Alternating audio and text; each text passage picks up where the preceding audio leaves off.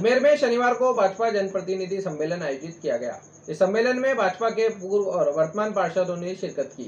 इस मौके पर मंत्री राज्यवर्धन सिंह राठौड़ ने सभा को संबोधित किया और आगामी लोकसभा चुनाव हेतु रणनीति तैयार करने को लेकर निर्देश दिए। इस मौके पर महापौर ब्रिजलता आडा, उप महापौर नीरज जैन, पूर्व महापौर धर्मेंद्र गहलोत, नगर निगम, नगर परिषद, नगर पालिका के समस्त पूर्व पार्षद व वर्तमान पार्षद मौजूद रहे।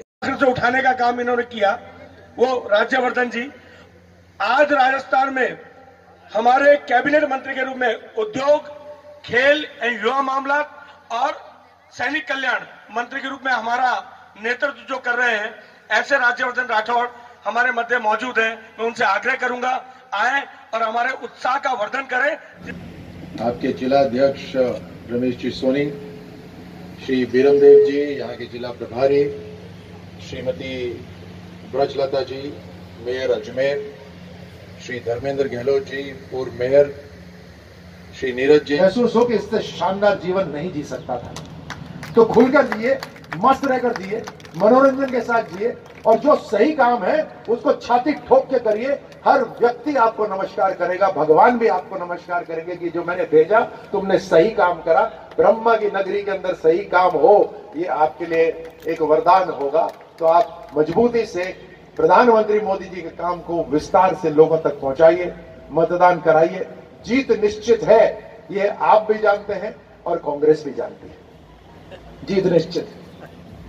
वो छटपटा रहे हैं कि 25 में से 25 नहीं होने देंगे। उनकी आप सोचिए उनकी हालत क्या। सबसे पहले तो आप सबको धन्यवाद दूंगा कि आज आप सबके कारण अजमेर आने का मुझे अवसर मिला। आप सबसे व्यक्तिगत रूप से बातचीत करने का अवसर मिला। मुझे नहीं पता कि कितनों से कैंटोनमेंट है वहां पर। मेरे पिताजी सेना में थे। पुरानी यादें जुड़ी हुई हैं। अजमेर आते थे, कोई बड़ा शहर देखना होता था तो उसके लिए अजमेर आते थे उस समय। और मैंने आते ही इनको बताया 22 किलोमीटर दूर है क्या? वो बचपन की याद है कि 22 किलोमीटर दूर है। उस समय नसीराबाद और अजमेर के बीच में कुछ नहीं होता था, लेकिन आज ऑफ कोर्स काफी डेवलपमेंट हो गया। खैर, हमारा सौभाग्य है, मैं इसे अपना सौभाग्य मानता हूं कि आप और हम एक ऐसे समय में जी रहे हैं जहां देश की वो वैसी सरकार है आप जो बिल्कुल धरातल से, जमीन से जुड़ी हुई सरकार है। आप जब काम करते हैं तो उसका सीधा लाभ दिखाई देता है। जिसको लाभ मिलता है वो आपसे तुरंत मुलाकात भी कर लेता है। इतना सुकून, इतनी संतुष्टि और इतना फर्स्ट हैंड अकाउंट से डेवलपमेंट मुझे नहीं लगता और कहीं हो सकता। ये केवल पार्षद लेवल पर ही हो सकता है। इसलिए मैं आप सबको बधाई देता हूं। सौभाग्य में इसलिए बोल रहा हूं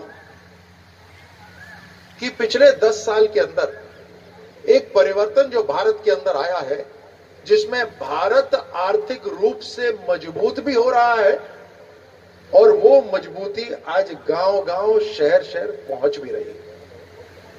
आज हम फक्र से कह सकते हैं कि हमारी सरकार के अंदर घोटाले नहीं होते।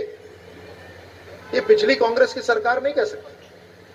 बड़े बड़े अखबार के अंदर हेडलाइंस आप सबने पढ़ी हैं, कभी सबमरीन घोटाला, कभी बफोर घोटाला, कभी अगस्ता हेलीकॉप्टर घोटाला, कभी कोयला घोटाला, हर तरह के घोटाले इन्होंने करे।